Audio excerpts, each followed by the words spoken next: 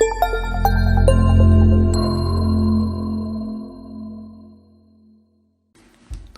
it's Mike Cambright with FlipNerd.com. Welcome back for another exciting VIP interview where I interview successful real estate investing experts and entrepreneurs in our industry to help you learn and grow.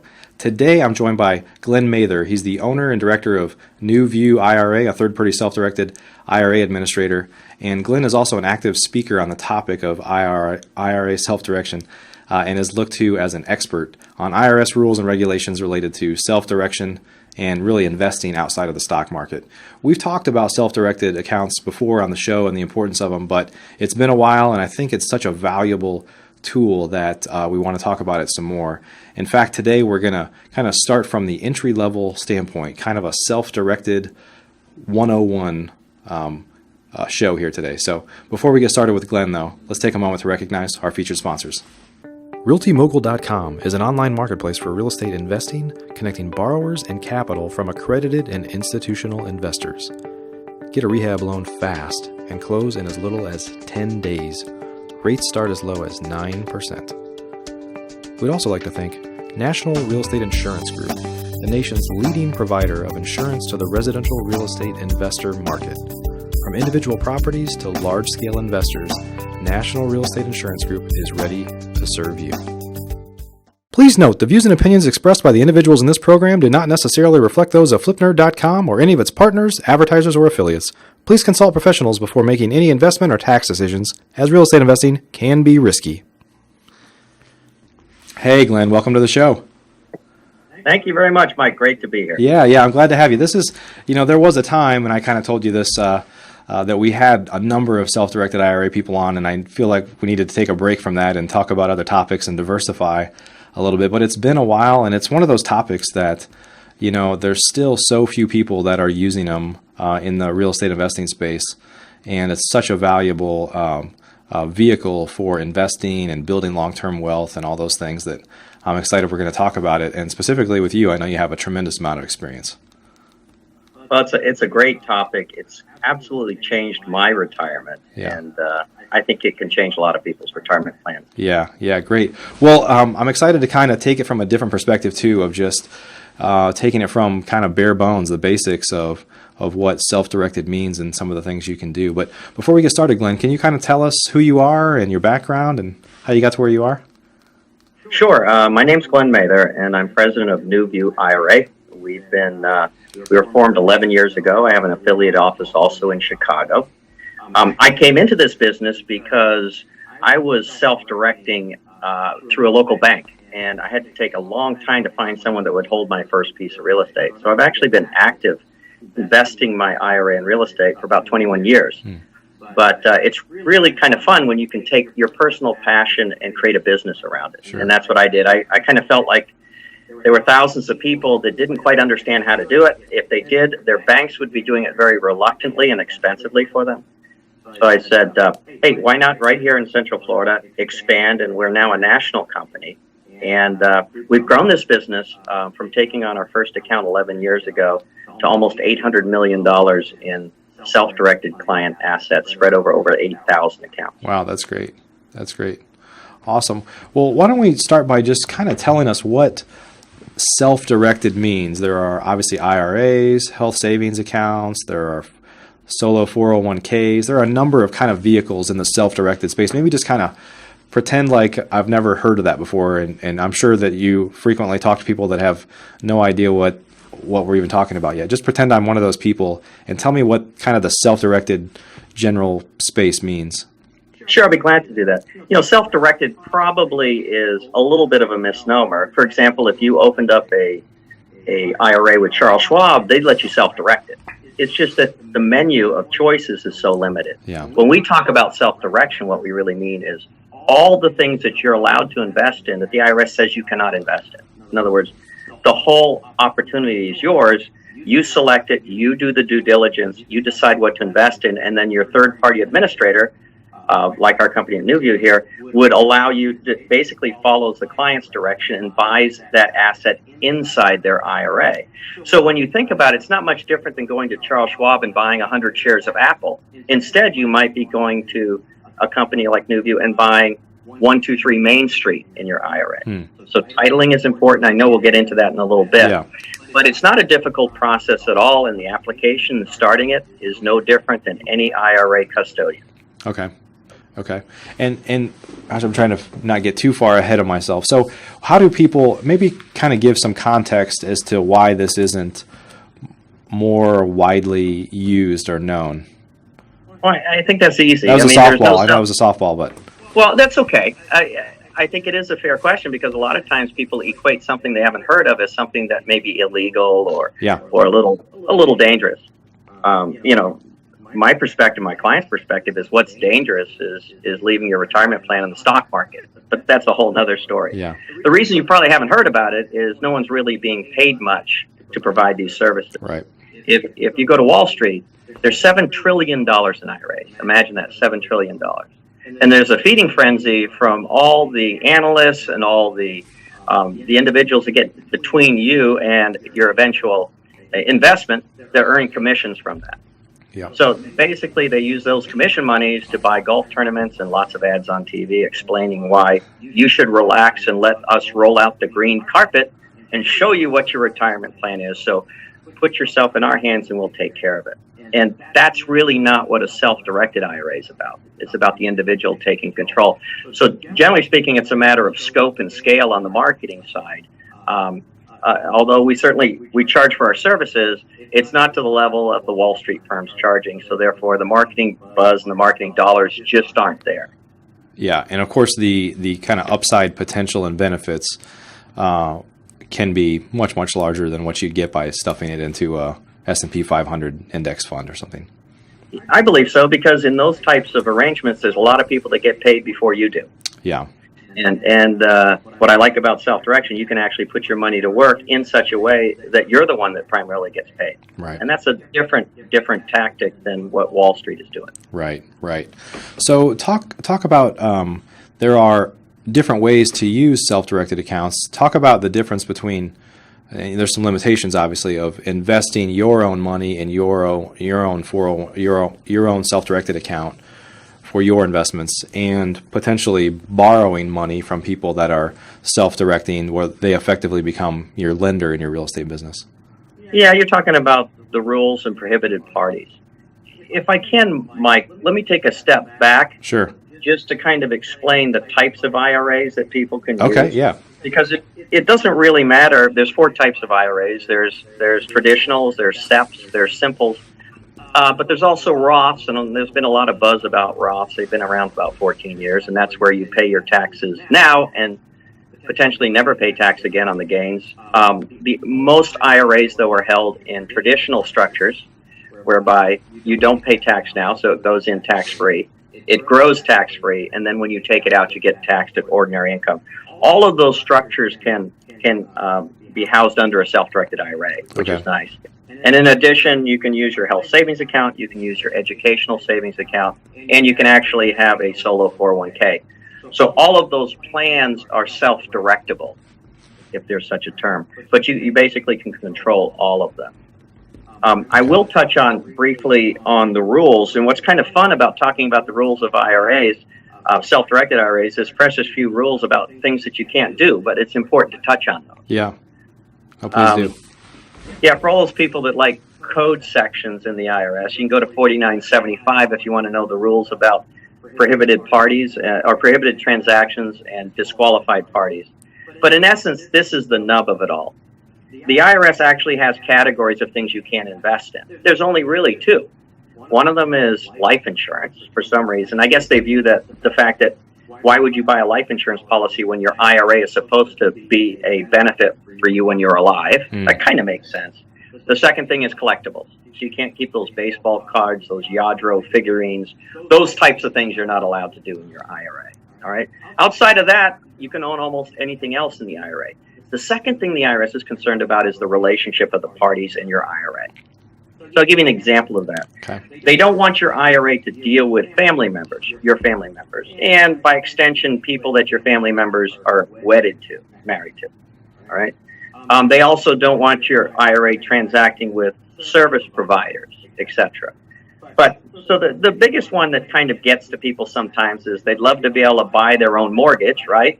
Take the mortgage out in their IRA and never have to make another payment to their house because you're actually allowed to buy a mortgage in your IRA. The IRS says, no, you can't because that's a certain family member. And the IRS actually narrowly defines your family, but I would suggest it's probably best to leave all family out of your transactions because it's hard to do what they're trying to get you to do, and that's an arm's length transaction. Okay. So if you kind of think of arm's length transactions, stay away from family members, and don't buy collectibles or life insurance, you're pretty good. That gives you a framework at least to go talk to your financial advisor, or better yet, your tax professional about how this might affect you. Right. So give a couple practical examples there. Like an easy one is you can't hire your brother as a general contractor on an investment or your wife as a real estate agent and pay her commissions. I mean, that's an obvious one, right? Well, I'll give you a real obvious one because I live and work in Florida. And we have more coastline in this state than any state. And so therefore, we become a second home site for a lot of people from colder climates. Okay. So they would very much love to be able to buy their place on Daytona Beach or Miami Beach or over in Sarasota, live in it a couple months, and then rent it out. And they'd love to be able to purchase that in their IRA.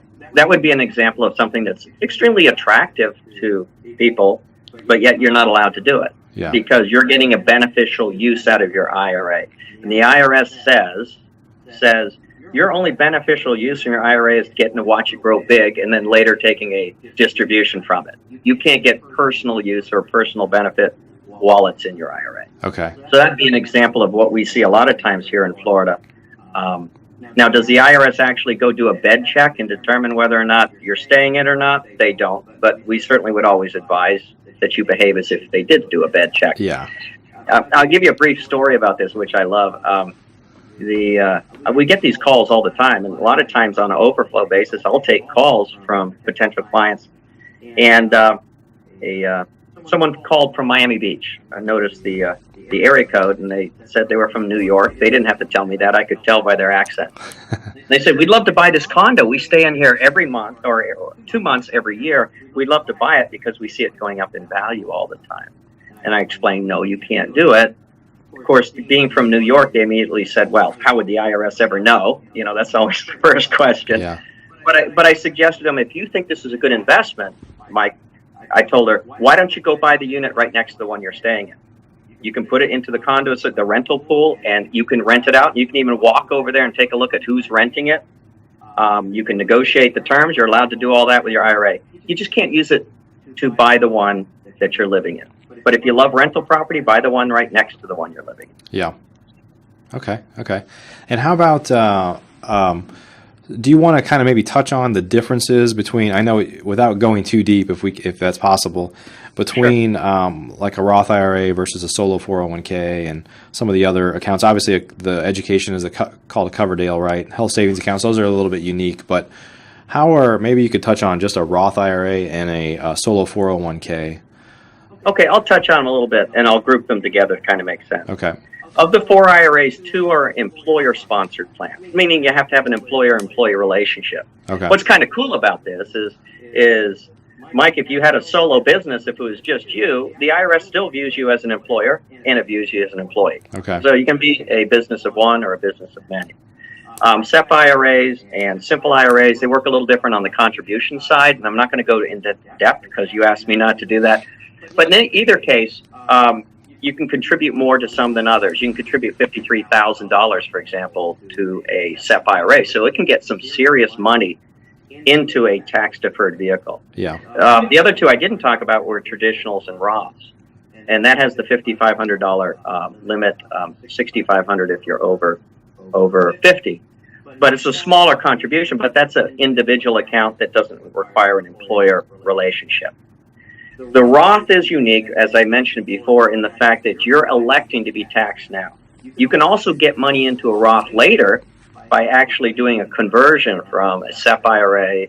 You can actually roll over an employer plan into a Roth IRA, and you pay the tax for the value, whatever it is, the value that you convert. You can actually convert assets that you already own in a traditional IRA, pay the tax on the current appraised value, and move it in later. Okay. That way you don't get taxed later.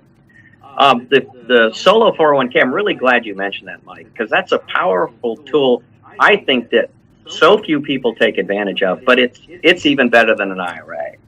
There's 4 reasons, and I'll tick down real quick. Yeah. Number 1 is when you contribute to a 401k plan. By the way, you have to have some sort of business entity, but it can be just your own business. All right, you can be a sole practitioner, so you don't have to create a new business entity around this. You can just use it. Realtors love this because they get to use this structure.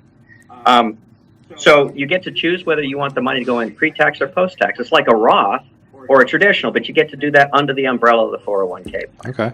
You also get to contribute up to, if you're my age, over 50, you can get to stuff $59,000 in.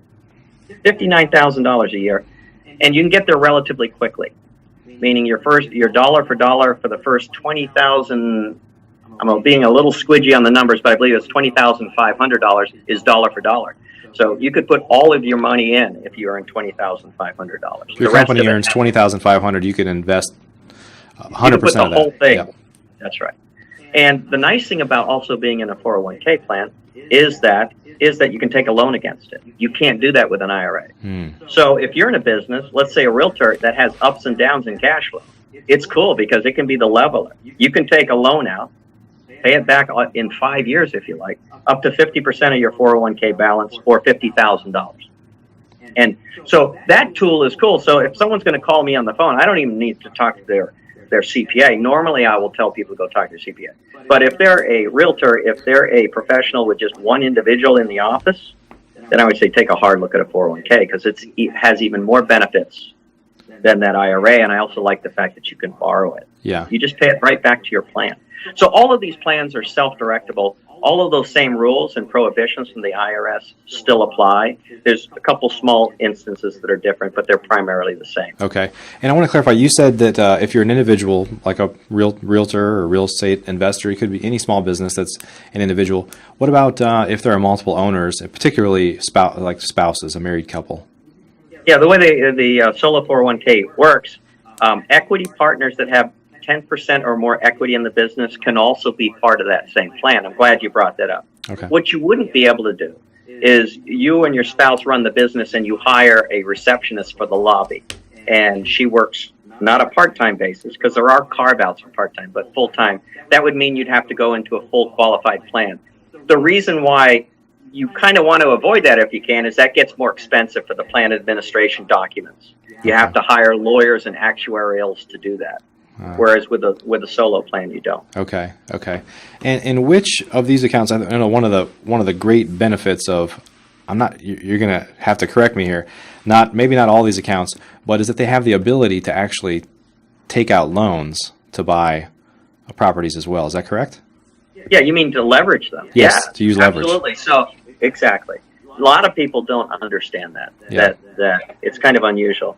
Now, it's important to kind of understand the verbiage on how we say that because it's confusing. Because a lot of people will say, well, I'm going to go open a self-directed IRA, and I'm going to direct Glenn or someone in his company to send 20% down to the title agent, and I'm going to go to Bank of America and get the rest of the money.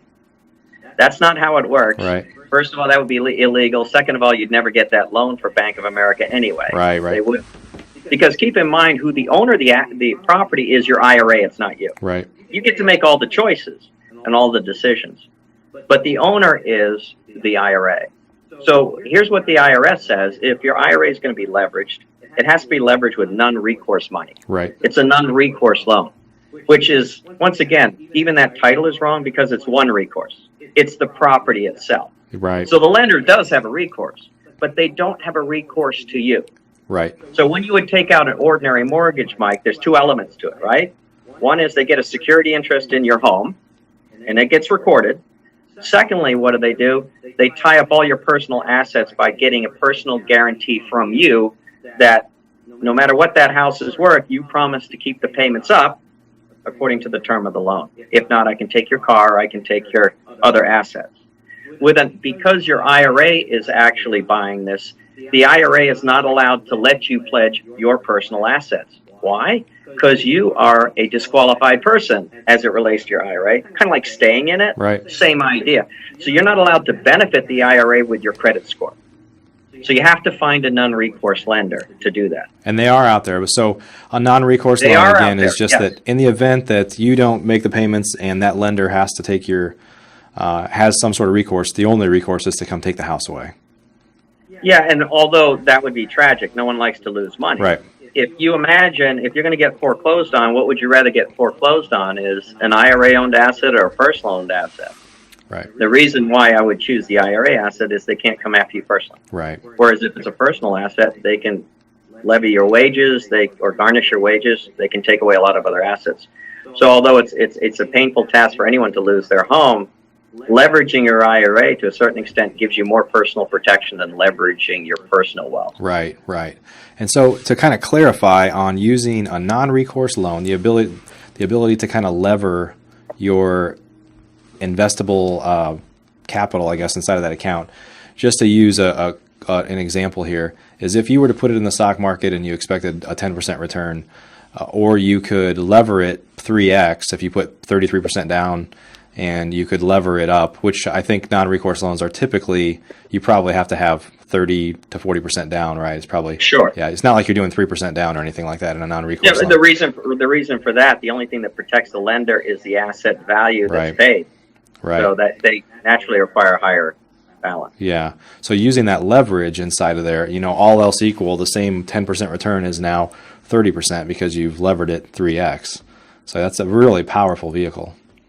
I think so. I mean, the thing that I want to make sure that your viewers understand is that if you lever something in an IRA and you make a profit from it, there may be some taxes you have to pay. It's called unrelated debt financed income tax. Okay. That accrues to your IRA. I want you to understand that before you make that investment. Yeah. And certainly call up and talk to us, or have your CPA call and talk to us. It's a smart idea to fully understand.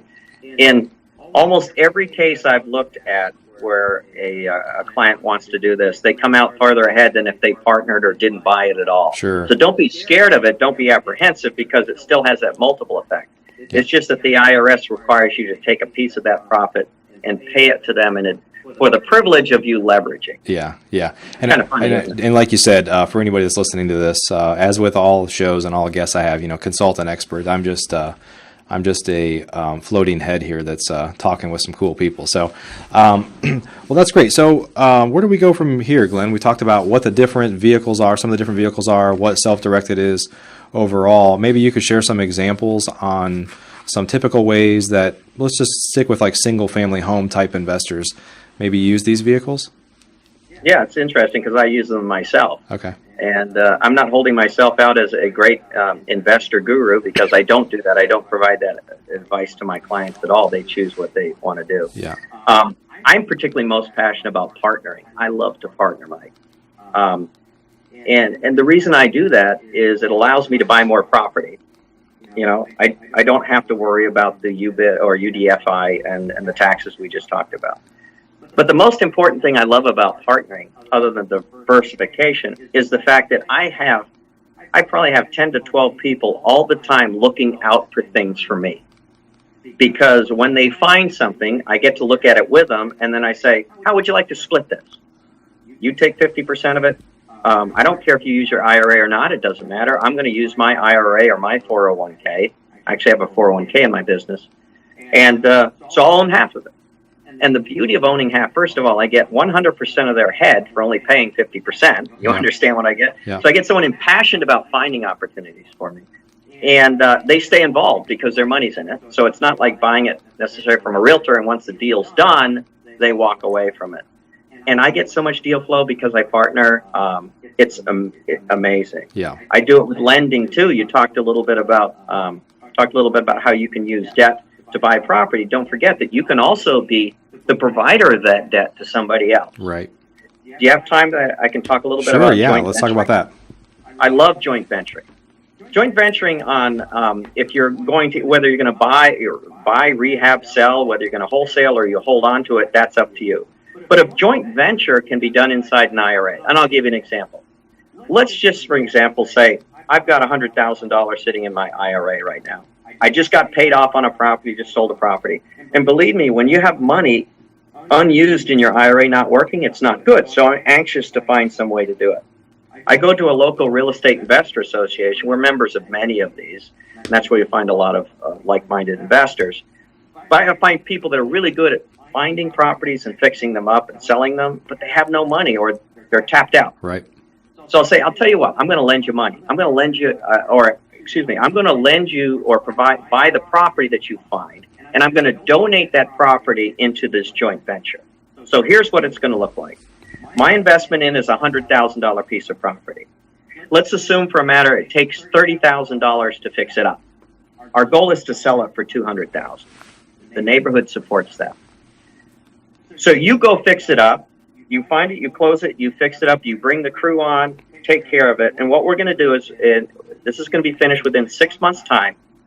And then we're going to put it on the market for $200,000. We're going to lower it by $5,000 every month until we get it sold. We may make money, we may not.